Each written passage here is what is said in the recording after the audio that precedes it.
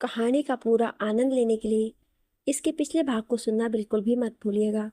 उसका प्लेलिस्ट का लिंक मैं आपको डिस्क्रिप्शन बॉक्स पर दे दूंगी और साथ में कमेंट बॉक्स में पिन भी कर दूंगी, तो आप वहां से भी जाकर सुन सकते हैं। दक्ष ने उसके बालों और आंखों से आंसू को साफ किया और उसके कपड़े को ठीक कर माथे को एक बार फिर से चूमते हुए बोला, take care wifey, because I don't like your tears in your eyes. ये सुनते ही आरोही ने अपनी पलकें झुका दी और तुरंत कार से बाहर निकल गई। वो जल्दी जल्दी चलते हुए अपने ऑफिस में गई, जहाँ की अब काम खत्म ही होने वाला था। वो जैसे ही ऑफिस में पहुंची, सामने का नज़ारा देखकर हैरान रह गई। आरोही जब ऑफिस पहुंचती है तो पहले सभी उसको अजीब नज़रों से देखने लगते हैं। आरोही को थोड़ा घबराहट होने लगती है। वो सबकी तरफ नज़र घुमाकर देखती है तो सब उसे ही देख रहे होते हैं। वो सोच में पड़ जाती है कि आखिर वो सब लोग उसे ही क्यों देख रहे हैं। वो तुरंत एक साइड मिरर के पास जाकर खड़ी होकर खुद को देखती है कि वो ठीक ठाक है कि नहीं। वो खुद को देखकर सोचती है, मेरे कपड़े भी ठीक हैं, तो सब लोग मुझे क्यों ऐसे देख रहे हैं। सबको इग्नोर कर अपनी फ्रेंड जिया के केबिन में जाती है, जहाँ जिया बैठकर उसी का इंतजार कर रही थी। आरोही जैसे जिया के पास पहुंचती है, तभी उसे रास्ते में एक जगह खड़े होकर बात करते हुए कुछ लोगों की आवाज़ सुनाई देती है। आरोही उनकी बातों को अच्छे से सुन तो नहीं पाती है, पर वो समझ जाती है कि वो उसके बारे में ही बातें कर रहे हैं। तभी वो जिया के पास पहुंचती है और पूछती है कि क्या मैं कुछ अजीब लग रही हूँ? सभी लोग मुझे अलग तरीके से क्यों देख रहे हैं? क्या कोई बात है? जिस पर जिया आरोही से कुछ बोलती उससे पहले ही सभी लोगों के शोर की आवाज़ सुनाई देती है। जिस पर आरोही और जिया दोनों केबिन से बाहर आती हैं, तो वहाँ पर खड़े लोगों को देखकर आरोही हैरान रह जाती है, क्योंकि वहाँ पर इस वक्त करण मायरा के हाथों में हाथ डाले खड़ा था और उन दोनों ने एक दूसरे को वरमाला पहनाए हुए था। वहीं आरोही के डैड भी अपने केबिन से बाहर आ गए। वो मायरा को करण के साथ देखकर मुस्कुराते हुए उसे अपने गले से लगा लिए थे। मायरा भी खुशी खुशी अपने डैड के गले लगी हुई थी। वहीं करण के होठों पर भी एक बड़ी सी स्माइल थी। कुछ दूरी पर खड़ी आरोही ये सब कुछ बड़े ही गौर से देख रही थी। उसे ना जाने क्यों बहुत ही ज़्यादा तकलीफ हो रही थी। वो अपने डैड को इस तरह से खुश देखकर यही सोच रही थी कि उन्होंने एक बार भी ये नहीं बोला कि मायरा तुमने ये गलत किया है। उल्टा वो तो खुशी खुशी उसे अपने गले से लगा रहे हैं। वो समझ जाती है कि उसके डैड ने उसे कभी अपना माना ही नहीं था। उसके डैड के लिए आरोही कोई मायने ही नहीं रखती। शायद उनके लिए मायरा ही सब कुछ है। आरोही यही सब अपने मन ही मन सोच रही थी। जहाँ आरोही खुद को कंट्रोल किए हुए एक साइड खड़ी थी, वहीं मायरा अपने पापा के गले लगे हुए तिरछी निगाहों से आरोही की तरफ देखकर स्माइल कर रही थी, जैसे मानो वो उसे चिढ़ा रही हो। आरोही को मायरा की यह हरकत देखकर उस पर बहुत गुस्सा हो रहा था। वहीं करण भी आरोही की तरफ एक नज़र देखकर मायरा के साथ खड़ा होकर मुस्कुरा रहा था, जैसे मानो उसे अपनी गलती पर कोई अफसोस ही ना हो। कुछ देर बाद आरोही के डैड मायरा और करण को सबकी तरफ दिखाते हुए बोले, आज मैं बहुत खुश हूँ कि मेरी बेटी ने करण से शादी करके मेरा सर ऊंचा कर दिया है। आज इन दोनों को एक साथ देखकर मुझसे ज़्यादा खुश कोई नहीं हो सकता है। ये सब बोलते हुए उनकी नज़र अचानक आरोही पर जाती है तो वो चुप हो जाते हैं। फिर वो आरोही से खुद की नज़र हटाकर सबकी तरफ देखकर बोले, मैं आज अपनी बेटी की शादी की खुशी में ये अनाउंस करना चाहता हूँ कि 2 दिन बाद अपनी बेटी की शादी की खुशी में मैं एक बहुत बड़ा रिसेप्शन दूंगा, जिसमें मैं आप सभी को अभी से इनवाइट करता हूँ। आप सभी उस रिसेप्शन में ज़रूर आएँ। जैसे ही ऑफिस के एम्प्लॉय अपने सर की बात सुनते हैं, तालियां बजाने लगते हैं। वहीं मायरा एटीट्यूड के साथ करण का हाथ पकड़े हुए सबके सामने खड़ी स्टाइल मार रही थी। कुछ देर बाद ऑफिस आवर ख़त्म होता है और सभी अपने अपने घर के लिए निकल जाते हैं। आज जिया आरोही के साथ जाने वाली थी, क्योंकि उसे पता था कि आज आरोही बहुत दुखी होगी, पर आरोही अपने चेहरे पर दुख के भाव बिल्कुल नहीं लाती है। वो अभी भी नॉर्मली बिहेव कर रही थी। उसे दुख इस बात का नहीं था कि करण उसे छोड़कर मायरा के पास चला गया था, क्योंकि अब वो खुद को अपने पास नहीं चाहती थी और उसके डैड का बिहेव उसे अंदर से तोड़ रहा था। जिया आरोही के हाथों को पकड़कर बोली, आर यू ओके आरोही? जिस पर आरोही मुस्कुराकर बोली, तुझे क्या लगता है मैं क्यों दुखी होंगी, वो भी उस जैसे लीचड़ इंसान के लिए जो किसी का सगा नहीं हो सकता है। वो मेरा क्या होता, चलो मेरा उससे पीछा छूट गया। ये सुनकर जिया आरोही को गले लगाते बोली, आई एम सो हैप्पी तू नहीं जानती, तुझे तो हीरा मिला है, हीरा। दक्ष सर जैसा दुनिया में शायद कोई ही हो। अभी मायरा बहुत ही ज़्यादा घमंड कर रही है। जिस दिन उसे ये बात पता चलेगी तब वो मुंह के बल गिरेगी। तब तुम देखना उसे उसकी असली औकात पता चलेगी। आरोही जिया की बात सुन मुस्कुरा देती है और कहती है, बस कर, तू भी ना जब देखो तब दक्ष की तारीफें ही करने लगती है। भले ही आरोही ये सब बोल रही थी, पर दक्ष का नाम सुनकर ही उसके गाल सुर्ख होने लगे थे, जिसकी खबर आरोही को भी नहीं थी। आरोही की बात सुनकर जिया मुस्कुराकर बोलती है, हाँ तो मैं कुछ गलत थोड़े बोल रही हूँ। उस छिपकली को तो सज़ा मिलनी ही चाहिए। उसे तो टकली करके पूरे शहर में घुमाना चाहिए। और वो करण का बच्चा, मेरा तो मन करता है उसके छोटे छोटे पीस करके कुत्तों को खिला दूँ, या उसके गले में जूतों की माला पहनाकर उसे पूरे शहर में घुमाऊं। ये सब बोलते हुए जिया गुस्से से लाल हो गई थी। आरोही जिया की बात सुन तेज तेज हंसने लगती है। वो दोनों ऑफिस से बाहर निकल गई थी और अभी चली रही थी कि तभी वहां पर एक बड़ी सी ब्लैक कलर की रोल्स रॉयल कार आकर रुकती है। आरोही उस कार को देखते ही पहचान जाती है कि यह दक्ष की है। आरोही कार के मिरर के नीचे होते ही देखती है तो दक्ष इस समय ड्राइविंग सीट पर बैठा हुआ था और आरोही की तरफ ही बड़े प्यार से देख रहा था। इस वक्त दक्ष बहुत ही हैंडसम और डैशिंग लग रहा था। उसे देखकर एक पल के लिए आरोही की आंखों में एक चमक सी आ जाती है। आरोही दक्ष की तरफ देखते हुए मन ही मन बोलती है, हाय मेरी हब्बी, इतने हैंडसम लग रहे हैं कि मन कर रहा है कि अभी इसके पास जाकर इसको चूम लूं। तभी वो अपने सर पर चपत लगाती हुई बोली, आरो, तू भी ना कैसी कैसी बातें सोचने लगती है। तू कब से इस तरह से हफ्सी हो गई है। तभी किसी की आवाज़ सुन और लाल हो जाती है। वही दच, जो कि कब से आरोही के चेहरे के भाव को देख रहा था, वो कार का डोर ओपन करते हुए उसे ड्राइविंग सीट पर बैठे बैठे ही अपने बगल वाली सीट पर इशारे से अंदर बैठने को कहा। आरोही कार में बैठने से पहले अपने साथ खड़ी जिया की तरफ देखकर उसे भी साथ चलने का इशारा की, तो वो तुरंत मना करते हुए आरोही से धीरे से बोली, तू सर के साथ जा और इंजॉय कर, मुझे कबाब में हड्डी नहीं बनना है। ये कहकर वो आरोही को देख आंख मार दी, जिस पर आरोही उसे घूर कर देखी, फिर अपना चेहरा कार की तरफ कर दी। वहीं जिया आरोही को देखकर मुस्कुरा दी। आरोही दत्त की तरफ बिना देखे तुरंत कार में बैठ जाती है और जिया को बाय करके दोनों वहां से निकल जाते हैं। आरोही जैसे ही कार में बैठती है, दत्त कार को आगे बढ़ा देता है। दत्त कार ड्राइव करते हुए आरोही से शांत भाव में पूछता है कि तुमने अपनी फ्रेंड को क्यों नहीं बिठाया? उसे भी बैठा लेना था ना, मैं उसे भी ड्रॉप कर देता। जिस पर आरोही तुरंत बोलती है, मैंने उसे कहा था पर वही मना कर दी थी। आरोही दक्ष की तरफ देखते हुए बोला, क्यों? वो तो तुम्हारी बहुत अच्छी फ्रेंड है, उसे तो तुम्हारे साथ रहने का मौका मिल रहा था, फिर उसने क्यों मना कर दिया? जिस पर आरोही फ्लो फ्लो में बोल गई कि उसका ये कहना था कि वो कबाब में हड्डी नहीं बनना चाहती। ये बोलते ही आरोही तुरंत अपने जीभ को दांतों तले दबा लिया। आरोही मन ही मन खुद से बोली, क्या आरू, तूने ये क्या बोल दिया बेवकूफ़ लड़की? शेर के सामने ही शिकार को न्योता दे दिया। अब तो पक्का ये मुझे नहीं छोड़ेंगे और मुझे परेशान करेंगे। वहीं दत्त आरोही की ये बात सुन उसकी तरफ तिरछी नज़रों से देखते हुए टेढ़ी मुस्कान के साथ बोला, रियली वाइफी? आरोही छेप गई। वो अपनी नज़रें इधर उधर करने लगी। तभी दत्त तुरंत बोला, व्हाट डू यू थिंक? क्या तुम्हारे फ्रेंड ने सही में ये कहा है वाइफी? क्या वाकई में वो कबाब में हड्डी नहीं बनना चाहती है? और अगर ये सही है तो क्यों ना तुम्हारी फ्रेंड के ना रहने का कुछ एडवांटेज उठाया जाए? ये कहते समय दक्ष के होठों पर शरारती स्माइल थी। दक्ष की ये बात सुन आरोही जल्दी से दक्ष के चिन को पकड़कर सामने की तरफ दिखाते हुए बोली, कॉन्सेंट्रेट योर ड्राइव, मुझे घर जाना है ना कि हॉस्पिटल, समझे डियर हस्बैंड? ये सुनते ही दक्ष के चेहरे पर एक दिलकश स्माइल नजर आने लगी। उसे मन ही मन बहुत खुशी हो रही थी।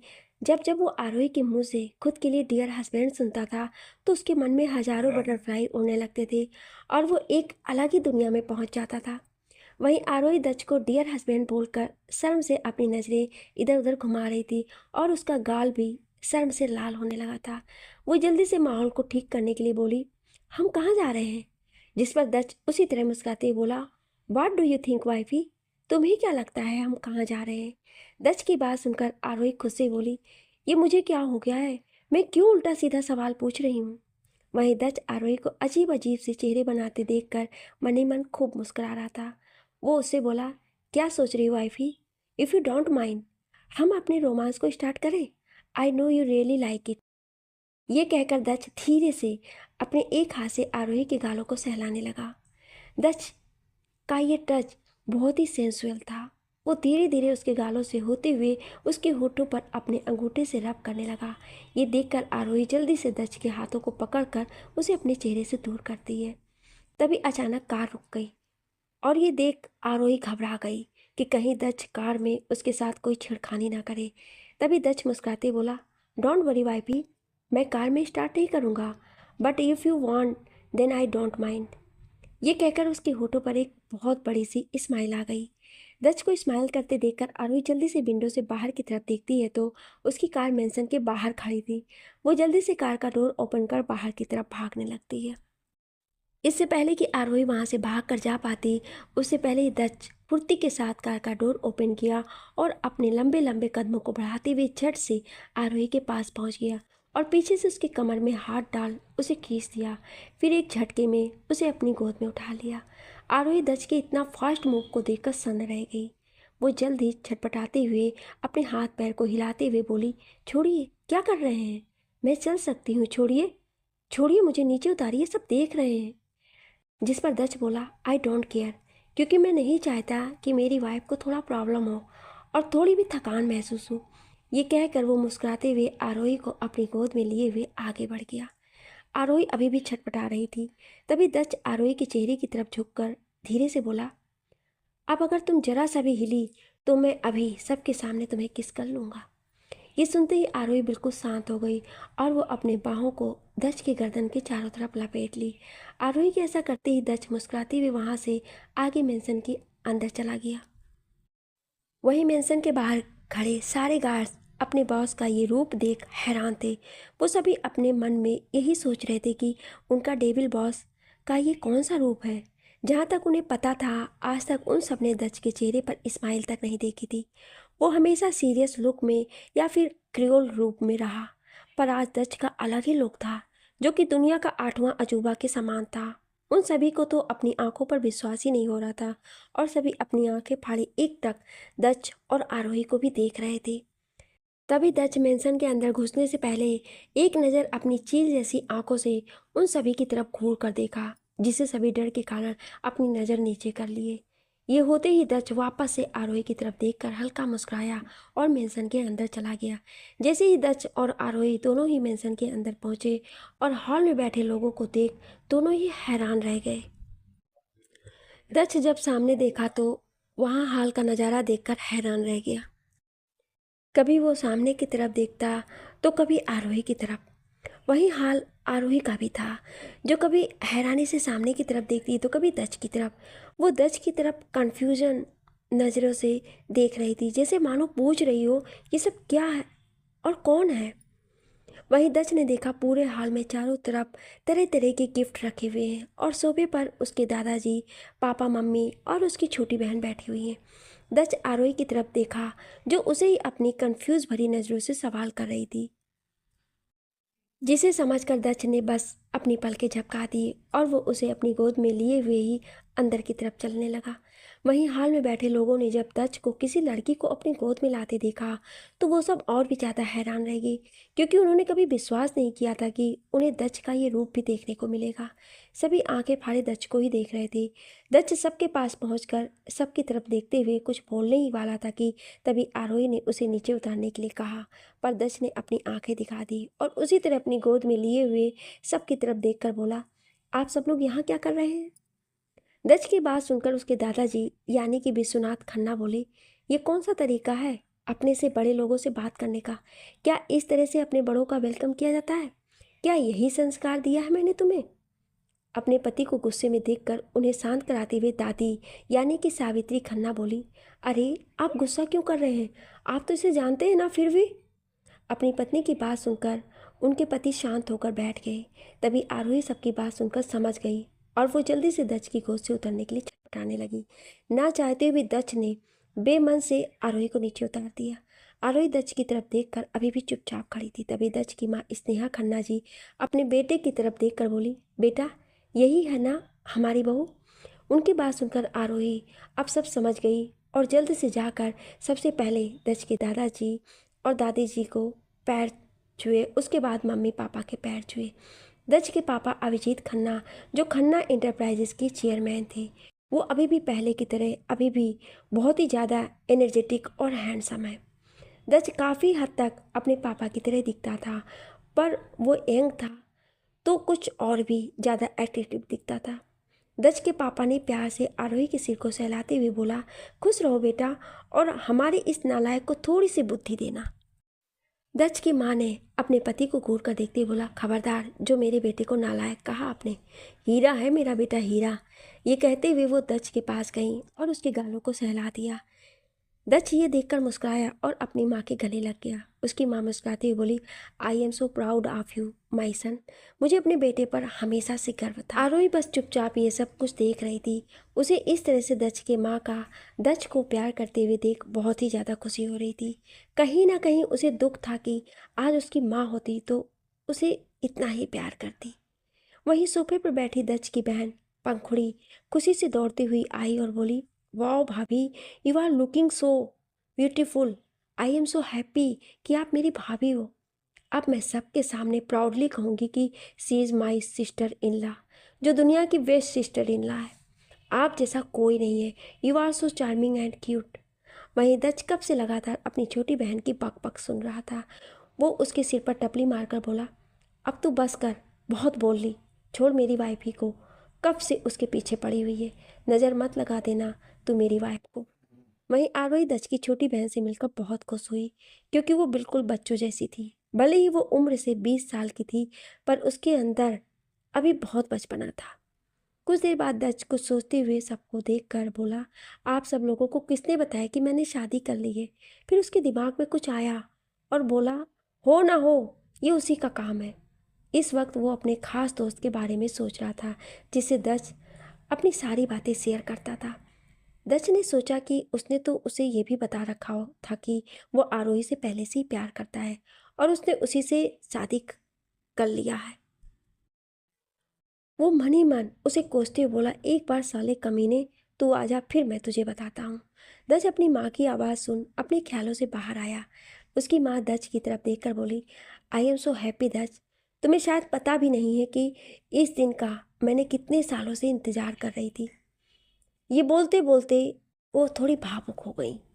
दक्ष अपनी माँ को भावुक होते देख उनके पास गया और उन्हें गले से लगाते हुए बोला, mom don't cry, I hate tears.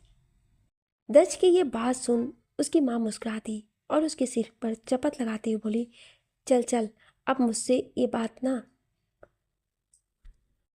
मुझसे नहीं, अपनी वाइफ से बोलना। खबरदार उसकी आंखों में एक भी आंसू आए तो मैं तुझे नहीं छोड़ूंगी।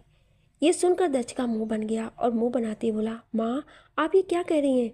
मैं ही आपके लिए सब कुछ हूँ और अब आप अपनी बहू की साइड लेने लगी। This is not fair mom.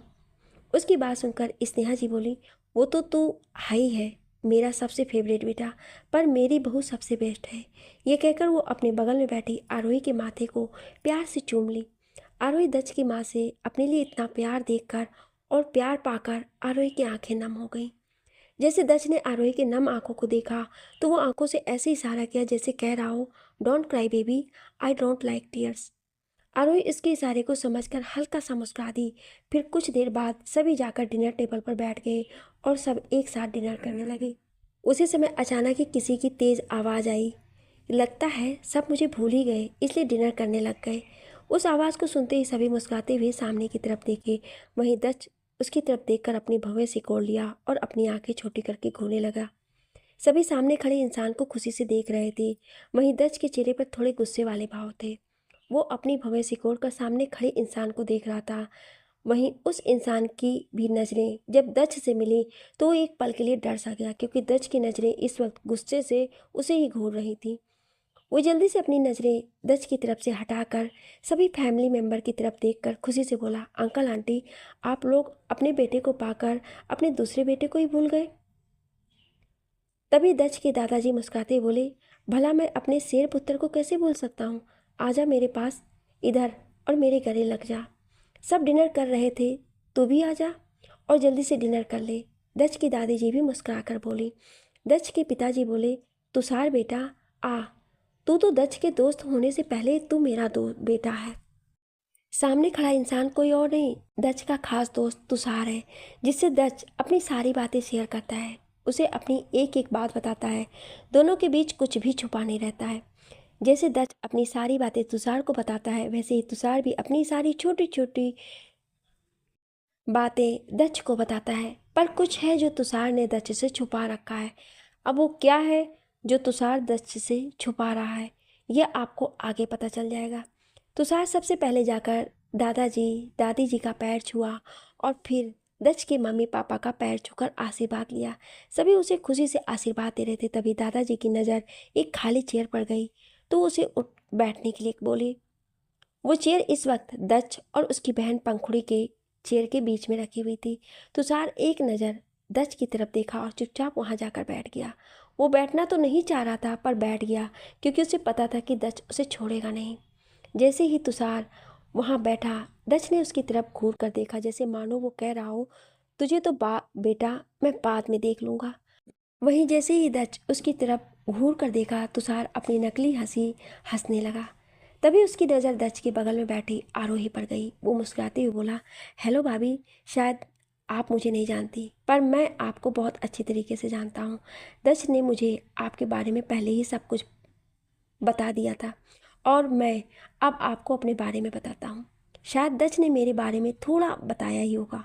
इतना कहकर वो आरोही की तरफ देखने लगा, जिस पर आरोही आश्चर्य भरी नज़रों से उसे देखते हुए बोली, जी नहीं, इन्होंने तो कभी भी आपके बारे में मुझे कुछ नहीं बताया। ये सुनते ही तुषार गुस्से से दच की तरफ घूर कर देखते बोला, क्या तू अपने दोस्त को भूल गया, वो भी अपने खास दोस्त को? कैसा दोस्त है तू, जहाँ वाइफ मिली दोस्त को भूल गया? लास्ट की ये लाइन वो दच के कान में धीरे से बोला था, जिससे सिवाय दच के कोई और नहीं सुन सका। दच तुषार की बात सुन उसे और भी बुरी नज़रों से घूरने लगा। वहीं तुषार दच को इग्नोर कर जल्दी से आरोही की तरफ देखकर मुस्कुराते बोला, कोई बात नहीं भाभी, लगता है काम में भूल गया होगा। चलिए कोई नहीं, मैं ही आपको बता देता हूँ। मैं दच का खास दोस्त तुषार सिंह हूँ।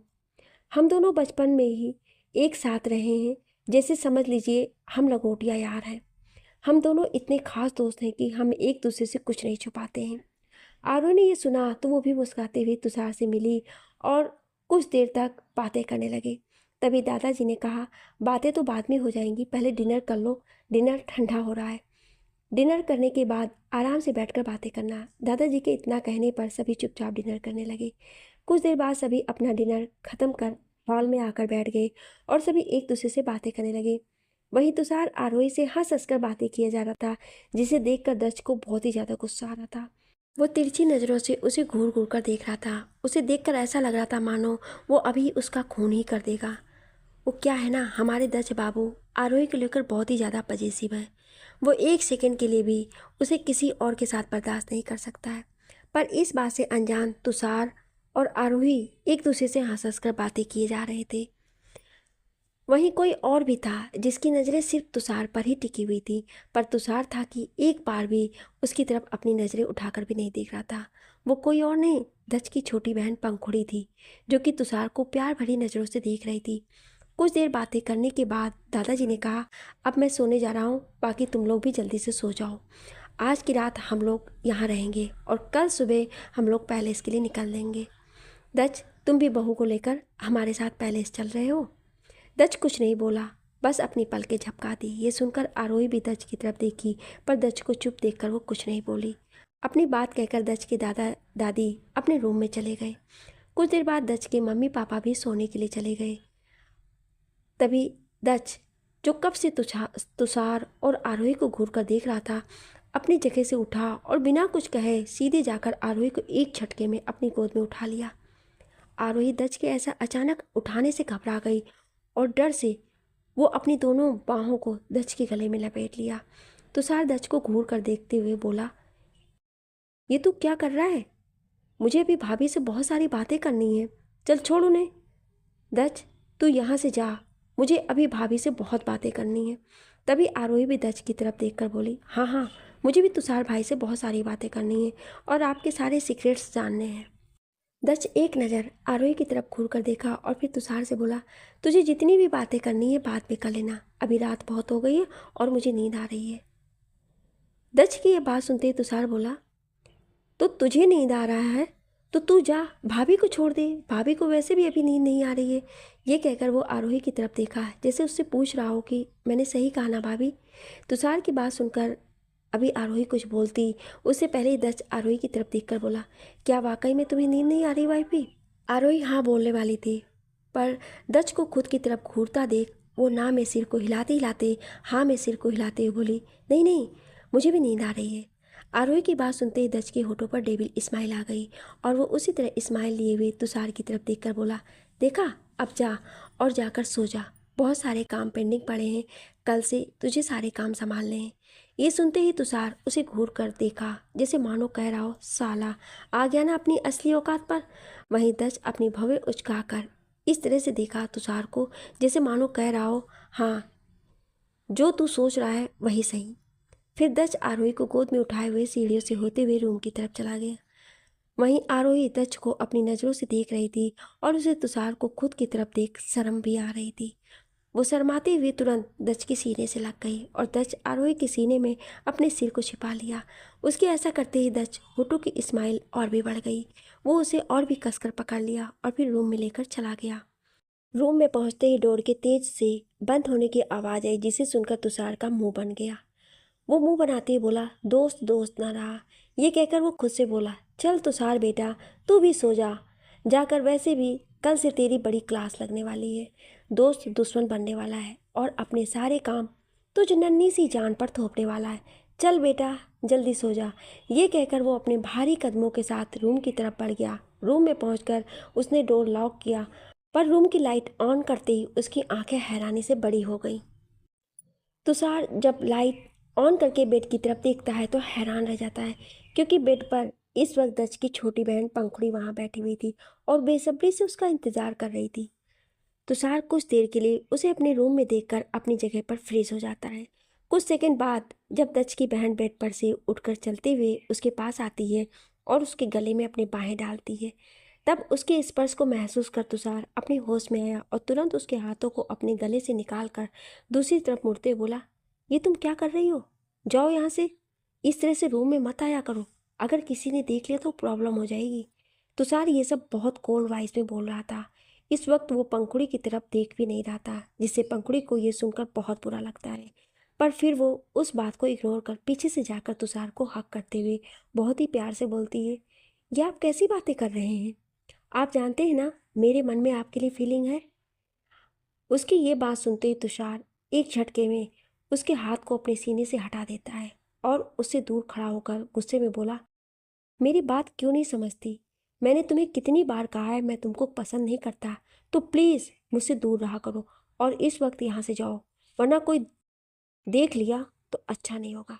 लेकिन पंखुड़ी एक बार फिर से तुषार की तरफ बढ़ने लगती है। ये देखकर तुषार उसके हाथों को कस कर पकड़ते हुए गुस्से में बोला, कितनी बार कहा है मुझसे दूर रहा करो, पर तुम हो कि मेरे पीछे पड़ गई हो। कितनी बार कहूँ मैं तुमसे, 1% भी प्यार नहीं करता हूँ। तुषार बहुत ही गुस्से से पंखुड़ी से ये सब बोल रहा था। वहीं उसने उसके हाथों को कसकर पकड़ा हुआ था, जिससे पंखुड़ी के हाथों में बहुत ही तेज दर्द हो रहा था, पर फिर भी वो अपने दर्द को बर्दाश्त कर खड़ी थी। ये देखकर तुषार को और भी ज़्यादा गुस्सा आ रहा था। वो खुद के गुस्से को कंट्रोल करते हुए अपनी पकड़ पंखुड़ी के हाथों पर और भी कस लेता है। फिर उसे लगभग खींचते हुए रूम की डोर की तरफ लाता है और डोर ओपन कर उसे एक झटके से बाहर निकाल देता है और उसकी तरफ देखते हुए कहता है, आइंदा से कभी भी मेरे आस पास भी मत भटकना, क्योंकि मेरे दिल में न कभी तुम्हारे लिए फीलिंग है और न कभी होगा।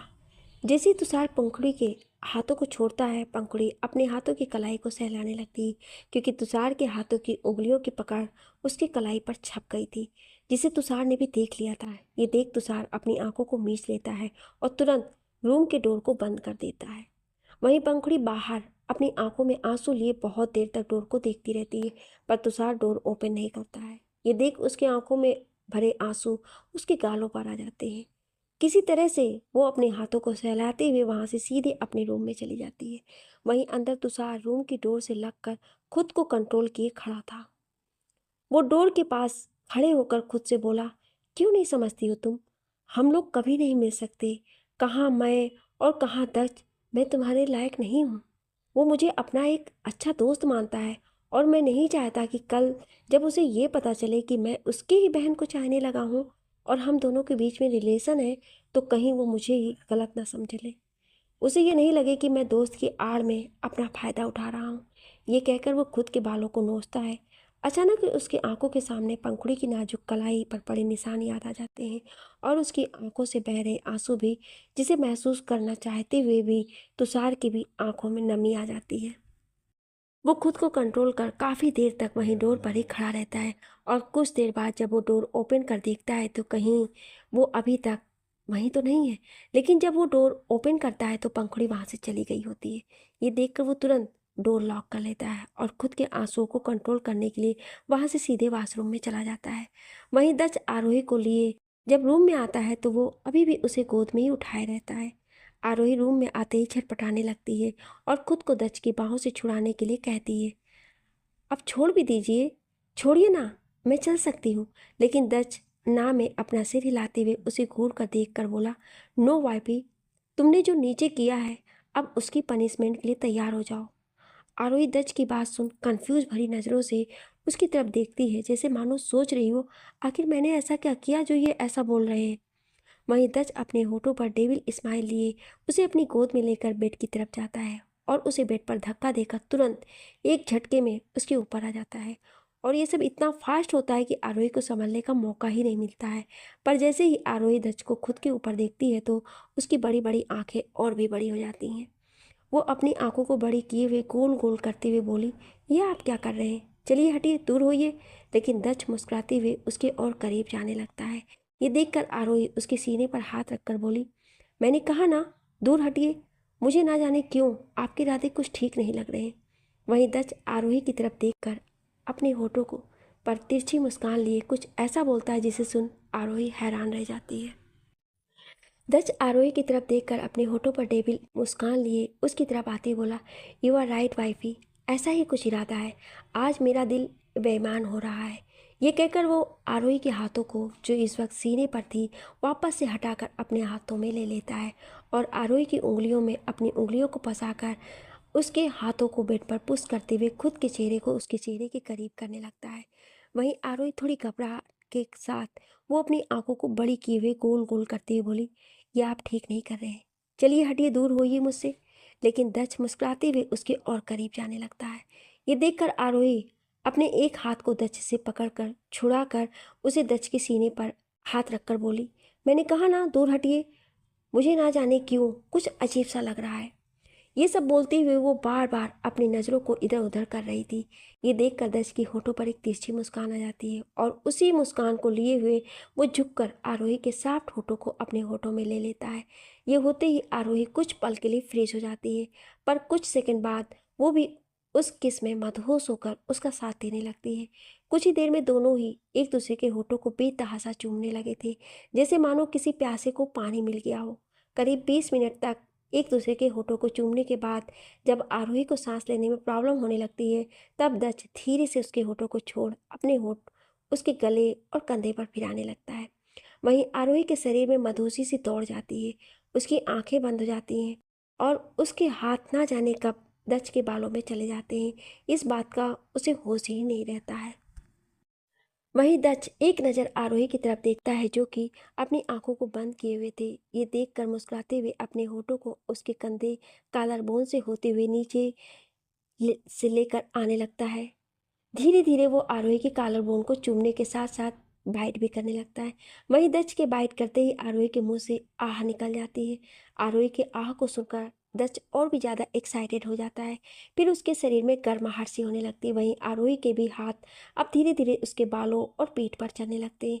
वो धीरे धीरे अपने होठों को आरोही के कॉलर बोन से होते हुए क्लीवेज तक ले जाता है और फिर एक झटके में वहाँ पर वो बेख्याली में तेज़ी से बाइट करता है, जिससे आरोही की एक तेज से चीख निकल पड़ती है। इस बार आरोही कुछ ज़्यादा ही तेज चीखी थी, जिसे सुनकर दच एक झटके में ही अपने होश में आ जाता है और तुरंत आरोही से दूर हो जाता है। वहीं आरोही भी दच के दूर होते ही होश में आ जाती है। दच अपनी नज़रें आरोही से चुराते हुए धीरे से बोला, आई एम सॉरी वाइफी, ये कहकर वो तुरंत वहाँ से उठकर वॉशरूम में चला जाता है। वहीं आरोही बस अपनी खाली आंखों से दक्ष की तरफ देखने लगती है। वो दक्ष को जाते हुए काफ़ी देर तक देखती रहती है और बेड पर अपनी आंखें बंद कर लेट जाती है। आंखें बंद करते ही आरोही को वापस से अभी कुछ देर पहले जो भी कुछ उसके और दक्ष के बीच हुआ वो सब कुछ दिखने लगता है, जिससे आरोही को एक बार फिर से अपने शरीर में सरसराहट सी महसूस होने लगती है। वो अपने मन ही मन में बोली, ये मुझे क्या हो गया था? आज क्यों मैं खुद को रोक नहीं पा रही थी? क्यों मुझे दक्ष का अपने करीब आना बहुत अच्छा लग रहा था? उसके करीब रहना मुझे एक सुकून सा दे जाता है। कुछ ऐसा लगता है जैसे मुझे आज तक कभी नहीं लगा। करण के साथ तो कभी भी नहीं। ये सब सोचते हुए कब उसकी आंखें लग जाती हैं, उसे पता ही नहीं चलता है। वहीं दक्ष वॉशरूम में जाकर शावर ऑन करके उसके नीचे खड़ा हो जाता है और अपने शरीर की गर्माहट को कम करने की कोशिश करने लगता है। उसे भी खुद पर गुस्सा आ रहा था कि आखिर कैसे वो आरोही के इतने करीब जा सकता है, और वो भी बिना परमिशन के। करीब आधे घंटे बाद वो शावर ऑफ कर सिर्फ एक ट्राउज़र पहनकर वॉशरूम से बाहर आता है। जब वो वॉशरूम से बाहर आया तो उसकी नज़र बेड पर गई, जहाँ पर आरोही अब तक गहरी नींद में सो गई थी। दक्ष उसके करीब गया और बेड के पास बैठकर उससे छोटे से खूबसूरत चेहरे को निहारने लगा। वो आरोही को निहारते हुए हल्का सा मुस्कुराकर बोला, you are so innocent wifey, but why are you so innocent? You are wife of the famous business tycoon Daksh Khanna. You are a Mrs Daksh Khanna, तो तुम्हें स्ट्रांग बनना होगा वाइफी। दक्ष आगे कहता है, मैं तुम्हें इस तरह कमज़ोर कभी नहीं बनने दे सकता। तुम्हें इतना स्ट्रांग बनना होगा कि कल को अगर दक्ष खन्ना भी ना रहे तो तुम उसकी जगह ले सको। ये कहकर वो धीरे से झुककर आरोही के माथे को चूम लिया और फिर अपना मोबाइल उठाकर बालकनी की तरफ चला गया। बालकनी में जाकर वो अपने मोबाइल से किसी को कॉल किया। कुछ रिंग बाद दूसरी तरफ से कॉल पिक हुआ तो दक्ष ने अपने कोल्ड वॉइस में बोला, काम हो गया। दूसरी तरफ से कुछ कहा गया जिसे सुनकर दक्ष के होठों पर एक तिरछी मुस्कान आ गई और उसने तुरंत कॉल कट कर दिया। फिर वो उसी तरह आसमान की तरफ देखती हुई तिरछी मुस्कान के साथ काउंटिंग करने लगा, 1 2 3 बूम। वहीं दूसरी तरफ जहां आज मायरा बहुत खुश थी, वो आज इसलिए खुश थी कि उसने करण को पूरी तरह से अपना बना लिया है।